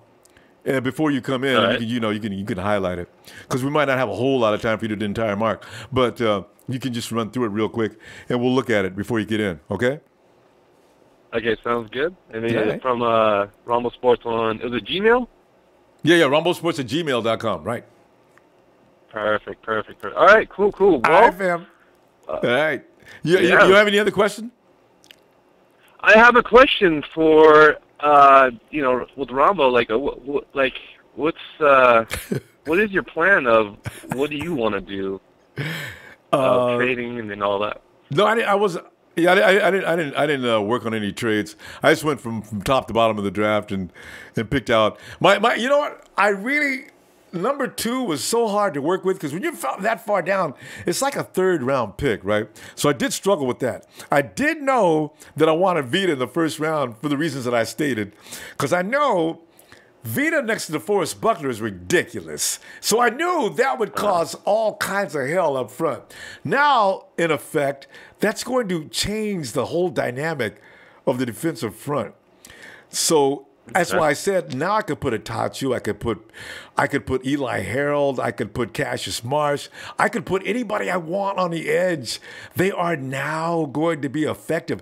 So I don't need to go out and strain and struggle with finding the elusive corner. Because quite frankly, whatever corner you bring in, he's liable to have the same trouble as everybody else if that front push is the same as it has been. Because I tried to figure out why can't we not have a pass rush? Everybody else has one. Yeah. So, that was my thing. And the reason why I called is, did you see that Jerry Rice tweet? Yeah, I saw that. Jerry wants Cortland Sutton. I knew you saw it too. Hey, man, the GOAT knows right. And, the Sheik and the GOAT are, on the same level. I know that, Same level. Anyways, what's so funny? I saw that just as I was getting ready to finish something up. I'm going to go back and talk to him about that. And I like it. If the GOAT likes him, hey, Sheik, you're in fine company, bro. Yes. If the GOAT likes him, then that's straight up, that's props. So there you go. And Kyle may do it, I'm telling you. So, hey, the GOAT is not joking around. But anyways, Ronbo, the last thing I wanted to say is hit that like, hit that share, hit that sub. Ronbo Sports, #1. And can't wait for the draft because you're the best place to be, man, to watch the draft. Thank you, brother. And thank you to your crew, by the way. Shout out to them. Thanks, fam. Go See you tomorrow. All right. And let's go to Derek real quick. Derek! Rumbo! Derek, come on in, man. Everybody else is beating me up. What's up? I'm going to keep it real with you, Chief. I'm going to keep it real. I'm going to talk my shit about your draft. Mock draft, bro. I'm just playing. It was pretty. It's cool, man. I see your perspective of it. I'm gonna talk some shit on. That's just disrespectful. Oh God. Yeah, but honestly, I could see why. Go ahead. I could see why you want Vita Vea because he is a fucking decent interior defensive line, but I just don't see it happening, Ronbo. But I could see why you want him. I'm not gonna hate on it. I'm not gonna be talking. Oh, this makes no sense. Yeah. It's not like you pick Cortland Sutton at 9. Jerry Rice. Hey, they got support now. Jerry Rice likes that pick. And that's the only way you're going to get him. So Jerry Rice must mean that the #9 pick take Cortland Sutton. So, man, Jerry Rice blocked me on Twitter, bro. I don't really. You know what I did? He's a wide receiver. They stick together. Yeah, they're kind of like divas, but you know what I did? He posted a picture of something goofy, and I said, "Hey man, you're too old to be on here." And he just blocked me. I was like, "Oh man, the GOAT blocked me! Oh my gosh!" I felt like, why did I do that for? I tell you, be careful, boy. When you talk to players on Twitter and Instagram as well, they be watching, man. I got busted by what's our running back last year that we cut? Oh, man, he called me out in such funny fashion. Michael Davis. Yeah, Mike Michael Davis is with the Seahawks now? Yeah, and I was talking major trash. And Michael Davis, all of a sudden I see a tweet, so why do you follow me then? Hey, Mike, what's up, man? Now I got real cool, right? Yeah, man. The thing with him, though, I wasn't even talking trash. I just called him old, man. He's too old to be on Twitter. Be posting stupid pictures on Twitter, man. He just got mad, but it's all good, though. Did he? Oh, my God. Really tripping. You got to be careful, Derek, because them dudes be getting mad. Hey, man, yeah, man, they got some egos. He deserves that ego, though. Jerry Rice, he deserves that ego. But when you're that come on, man. It's just not that serious. Derek, anything else? Because I got 100 people want to nail me to the cross here. You want to add anything else? Because we go back tomorrow. Okay? Yeah, man. 5 players I think we're going to take. I'm going to say it really quick. Okay. It's going to be Denzel Ward, Minka Fitzpatrick, Tremaine Edmonds, Roquan Smith, or Mike McGlinchey. I think either of those 5, I think we're going to take for sure. Yeah, no, really. And It's at number 9 if we stay. It's real possible. And you mentioned Denzel Ward. Look out for Denzel Ward. The stats say It's that could be I mean, last year they saw Marcus Lattimore may not be nothing compared to Denzel. Now, that's scary. Ooh. All right. Yeah. All right. And Raymond, you made me hate Derwin James, bro. All right, man. I'll catch you later. Right. For Raven. All right, fam. See you tomorrow. All right. See you tomorrow too. All right. And Nike, is it Nike 9 or 10? Yeah, Nike 9 or 10. Don't you think linebacker is a wise choice with the situation we have? You see, I'm thinking like John. He's not going to alter his. He may get a linebacker. He may get another linebacker that I pick, but I got a feeling it may not be his first round pick, and it's not necessarily going to be Vita, but I don't know. Man, if he was going to get a linebacker, it's not because of the situation we have. If he's going to get, because a lot of people think it's already been put out there, like confirmed, that we're picking up Roquan in the first round. So, if Roquan is a first round pick, I ain't going to be mad, but I'm still be crying about that pass rush. But still, Roquan and Ruben and Malcolm. Damn. All right. Tony Cope, would Vita Vea be the 4th defensive lineman drafted in a row? What makes you Vea any better than the last 3 DL guys? Tony, because Vea is different from all of them in that it's hard to explain it. If you've never watched Vea on film, this dude, what can I put into him? He's like, really, if you were going to bring a linebacker or defensive lineman from hell, he would look like Vea. You'd put him on the front line, and nobody can do nothing with him.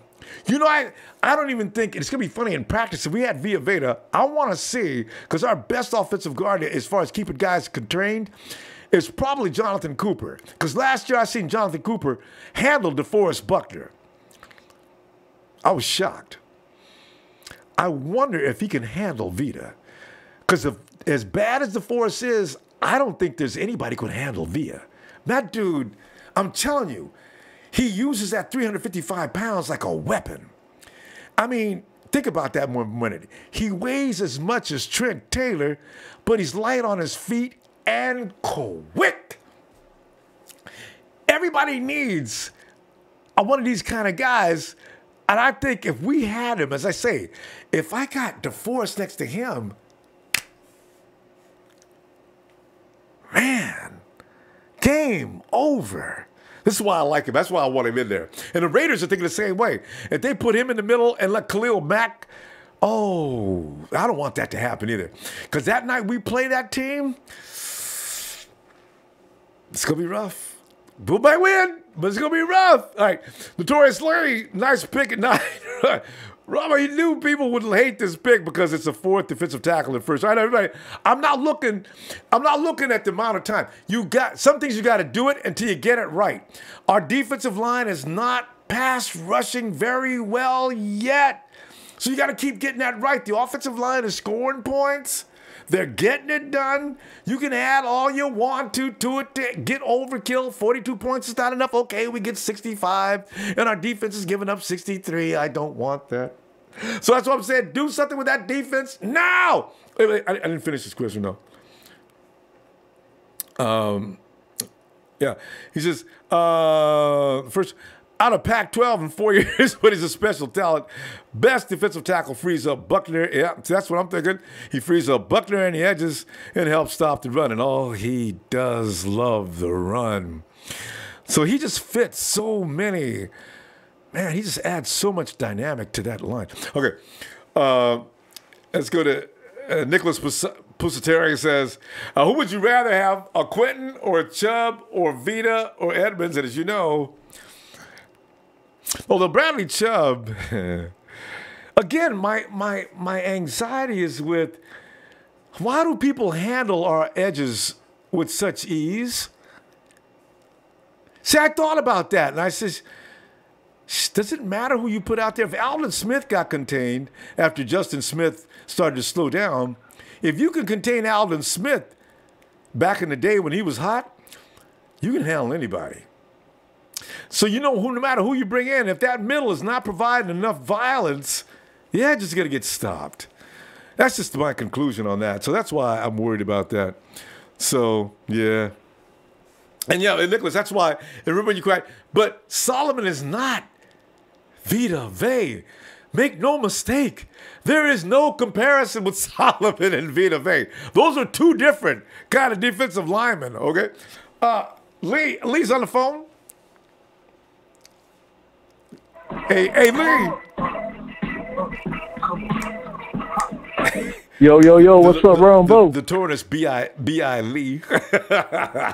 Lee, I just got to talk about your question, man. Go ahead, Lee. What's going on? Oh, yeah, no, I liked your draft, Ronbo. I like Vita Vea. He's my second favorite guy in the draft. And I think it's a good pick. I know heaps of people don't like it because he's a defensive tackle again, but I think he's a rare talent for DT. Ooh. And I think he's a great pick because he frees up our rushes, helps stop the run game as well. So, I like the pick. That's a lot in one guy, ain't it? Man. Whew. Yeah. But anyway. And who did you pick up your second round number? Yeah, Van Der Esch. Van Der Esch. I like him because I watched him for an extended amount of time. I said, this guy. Because I was thinking Malik Jackson, and then I said, Malik. He gets smoked. They'll pass at him all day long. So I'm going to go ahead and I'm going to let Malik go and get Van Der Esch because Van Der Esch he's hot on coverage. And he's a beast on the run. So I said, you know what? This guy could be the one. But, yeah. Yeah, that's what I was going to ask you. I was going to ask if you'd take Malik Jefferson over Van Der Esch, only because I've been hearing lately that heaps of teams are red flagging Vander because he's had a neck injury. Yeah, and concussions. And he's got that stinger problem, eh? Yeah, and a concussion problem. I checked into that, and they were talking about that on some radio program. I think NBC Sports. They were making jokes about what happens is a lot of teams put out a lot of rumors and false statements on players, hoping they'll drop to them. Van Der Esch, I think, is sought after. So teams are starting to put stories out there that aren't true. And I said last year they did the same thing to Ruben, didn't they?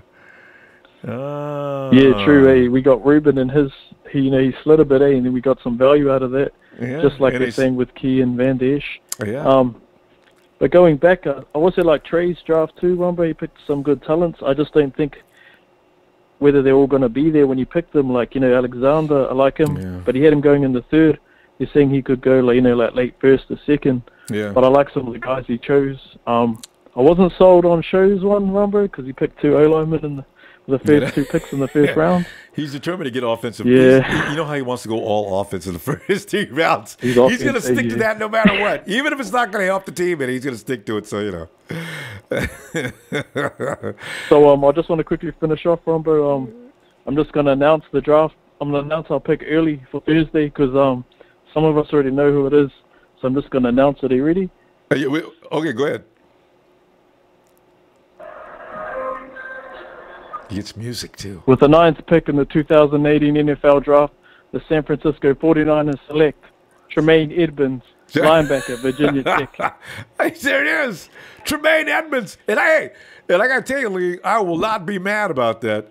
Because I'm going to be crying all year about the pass rush if we don't get an improvement on it. But I will not be mad about Tremaine Edmonds. No. I do like him because we may be able to fix the pass rush somehow. But Tremaine Edmonds is definitely a steal. So, Catch you later, Ronbo. All right, Lee. Good stuff. All right. And Josh Chanuski says, have you seen any tape on Troy? Hey, I do like Troy Fumagalli, actually. I did see some tape on him. And he is a beast.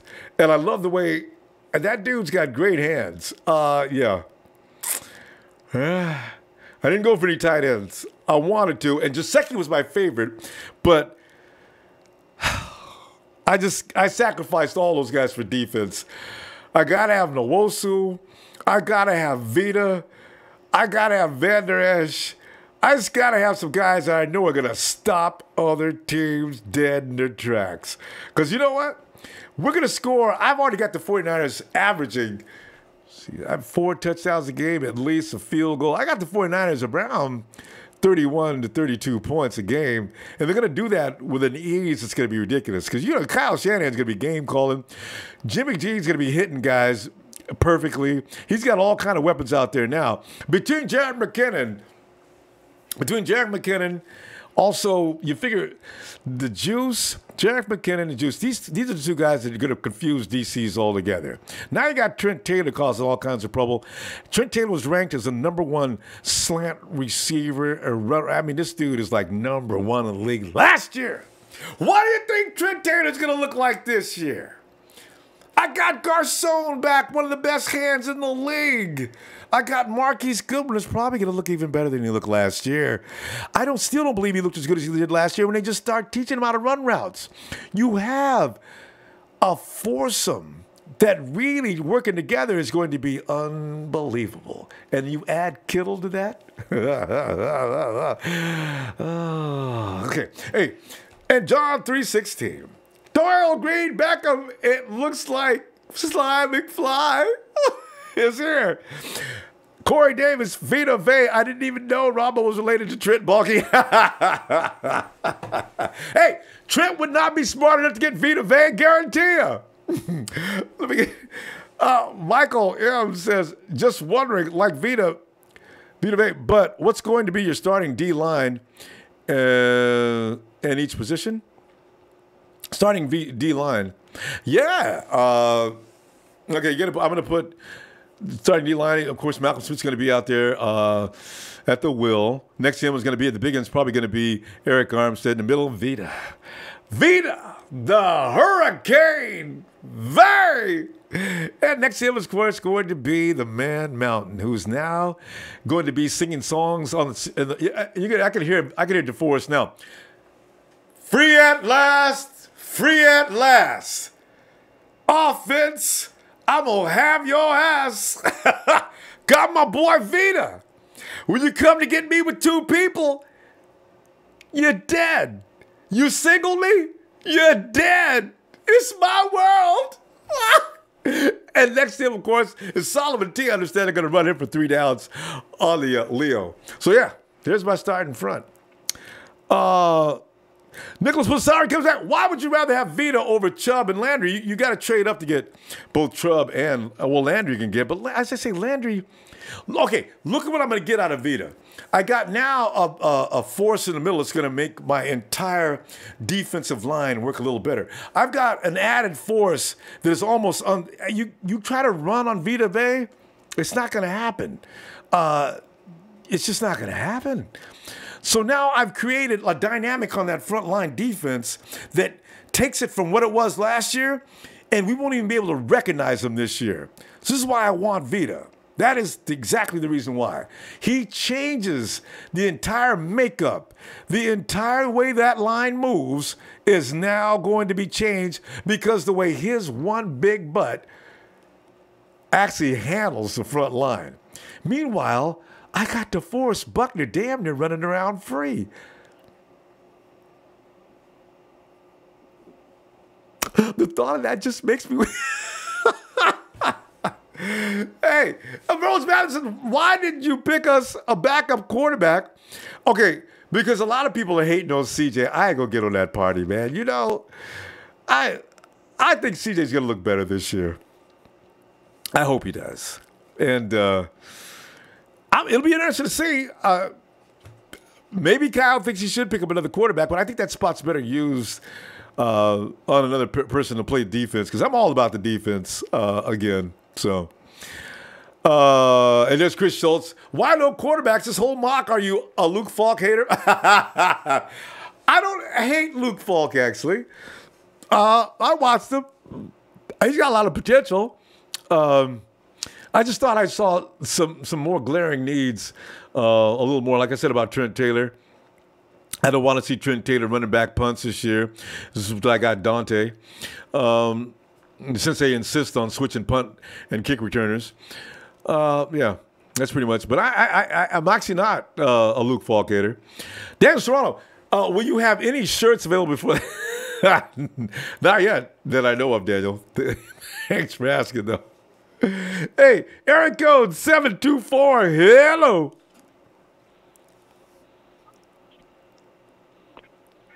Seven, 724. You're on my phone. 724. Hello, 724. Where you at? We gotta be back. I'll go ahead and get another couple of questions in. And Jim Thomas, if we get Via at 9, do you anticipate Goff pooping his pants? You know, can you imagine? Jared Goff is kind of squeamish anyway now. He got kind of gun shy last year, and he did panic when the rush was getting to him, and that's what happened to him in the playoffs, basically, because once they stopped Gurley, that was a perfect game plan on defense. First, they stopped Gurley, and then they start coming after Goff. Jared's eyes, you can actually see him getting big underneath his helmet, and he was rolling out and making a lot of bad passes. Was Vita in the conference? I think he's seen Vita before he grabbed. 1, 2.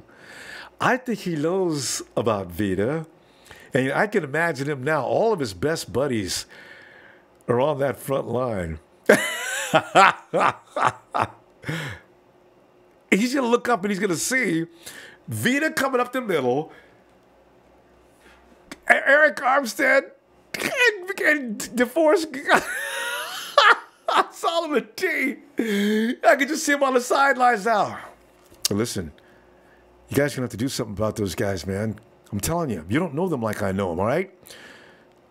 Listen, coach, make sure I do a lot of dropbacks. And when I say drop back, I mean way back. Don't give me 3 or 4 dropback step backs. Give me 10, 12 dropbacks, all right?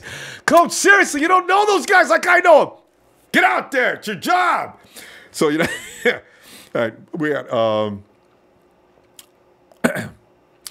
loving these questions, by the way. I knew they were coming. I was ready. I knew. All right. And Jim Thomas, you should draft a giveaway for whoever gets the most 49er draft picks, right? Do a draft giveaway. It'd be fun, actually. Daniel Serrano, why wouldn't we draft Roquan? Hey, you know what? On the real, remember one thing. This is my wish list. Now, on the real, I suspect it's going to be Roquan or Tremaine in the first round. Well, just to let you know, this draft is my draft. This is why I got compared to Trent Baalke by somebody, but Trent Baalke never had this kind of good sense. I'm sorry, he just didn't. But I suspect it's going to be between Roquan and Tremaine, actually, the first pick on the for real. All right. Just so you know, I know that is probably the case. I'll just keep wishing for Vita. And as I say, and the Oakland Raiders at number 10. Vita Vea, no defensive tackle, Washington State. I'm going to say, I knew it. No, Khalil Mack is at home state. Oh, yeah. Give me some help here. Yeah. Boy, 20 sacks. 20 this year. I already see him, man. See, I'm already, okay. KD, would you draft Charles Barkley? Charles Barkley of the NBA? You mean Saquon Barkley, right? That's the kind of mistakes I make, though. Don't feel bad. Saquon. When I draft Saquon Barkley, you know, a few weeks ago I was mad. I had a madman crush on Saquon Barkley. Remember when that idiot, what's his name, that does the show? Oh God, what is his name? Anyway, he had it fixed, so he went right down the draft, and he had Barkley falling to us at number 9. I was so excited. Because I love me some Saquon. What is that dude's name? Anyway, Barkley and Jimmy G. But we got Jarek. Would Jarek and Jimmy work? You know what? This year, Saquon and Jarek McKinnon probably work really well. Because Saquon's a rookie, right? So, man, that would be interesting. The only problem is Saquon's a first-round pick as a running back. You probably try to get as much as you can out of him. So that's why I'm pretty sure, in reality, I don't think that Shanahan's going to want to get him in the first round. So, you know, because Shanahan's already got his plan. His mouth was watering when he got Jarek McKinnon. You saw the on site. There was a write-up on how he'd been dreaming about what he could do with Jarek McKinnon. So, yeah, Jarek McKinnon's this guy. You're going to see a lot of screens. You're going to see a lot of things we haven't seen in a long time from that offense because he knows he's got Jimmy G can make those plays work. Jarek McKinnon can make that plan work. The 49ers are going to have a very serious run game this year. And Jarek McKinnon's going to be that guy that's constantly coming on the backfield. If Joe Williams or Matt Breida can run between the tackles and hit that zone stretch like they're supposed to, man, it's not going to be worried. You're not going to have to worry about Saquon Barkley, what we could have had. We'll have it already. And that run game's going to be hot. Slick! 68Q, can I get a Ronbo orgasm, please? On that night, if they bring and shock me as you, I'm telling you, it'd be a shock to me if Goodell says, and the 49ers for the 9th pick,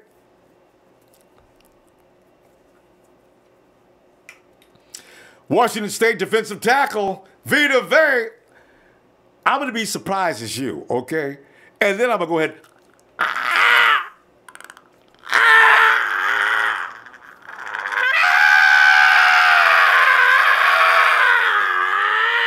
Hey, you think I'm going to be doing that?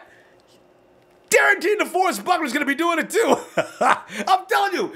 Buckner was upset. He had anxieties last year because he was bothered because he was upset with his sack production because the year before, what did he have, 6?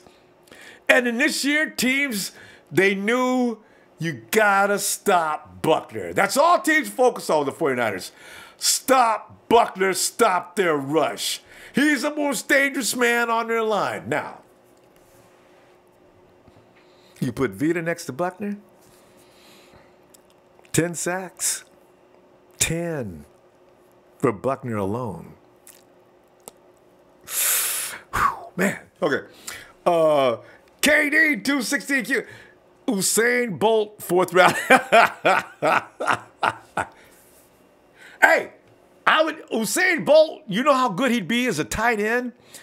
I mean, the dude would be like 7'3", and like even who's one of the better even Richard Sherman in with his best feeling days would be like, I know what you doing out there, man, because I know you don't play no football. What you lining up here for? You go play wide receiver? All right. Coach, you gotta give me some help out here, man. Oh, God. Oh, and Midge back. It's my girl Steffi's B-Day. Can you sing for us? I can't believe you guys asked me to do birthday songs. As bad as my birthday song is. You know, the first time I sung the birthday song for somebody, I was just joking. I didn't know anybody was going to ask me to do it twice. God. All right, real quick. But it's a short version because everybody do not want to hear me sing no birthday song. But real quick, okay? Oh, Steffi. Happy 49ers birthday. Happy 49 birthday. May you live to be 99. Happy birthday, Steffi. Niners!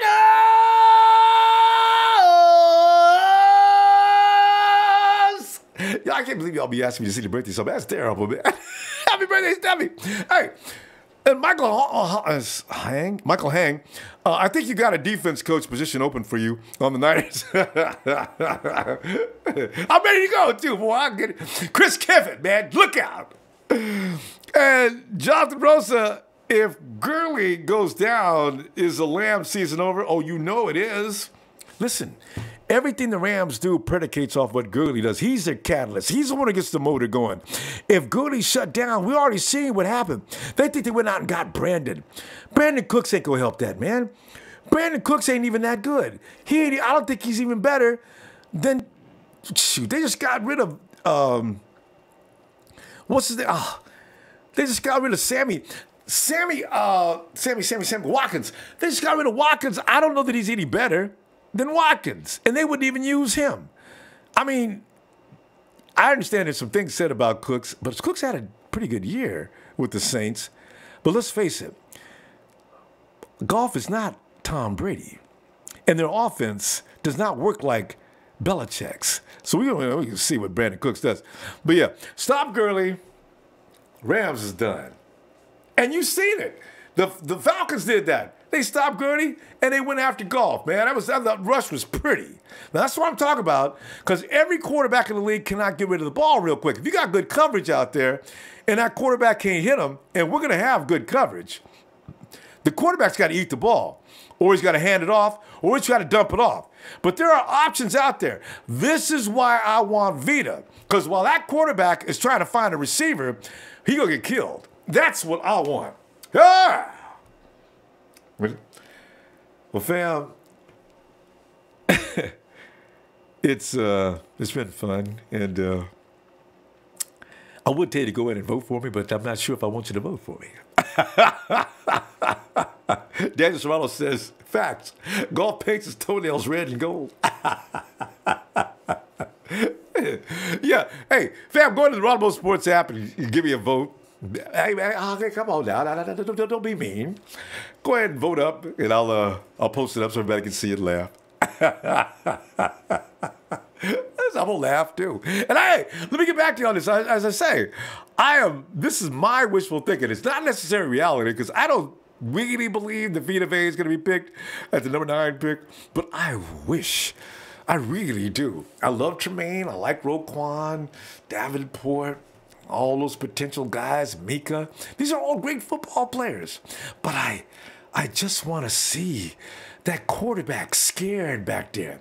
As our guys are covering back there, keeping those wide receivers like contained, the quarterback is waiting, trying to wait for him to get open. Bam! Bam! I want to see that so bad. We haven't seen it since 2014. Okay. Please hit the like for the crazy man. Fam, I'll see you tomorrow. We're going to take a break today as far as the gathering, but tomorrow we're going to hang out for days.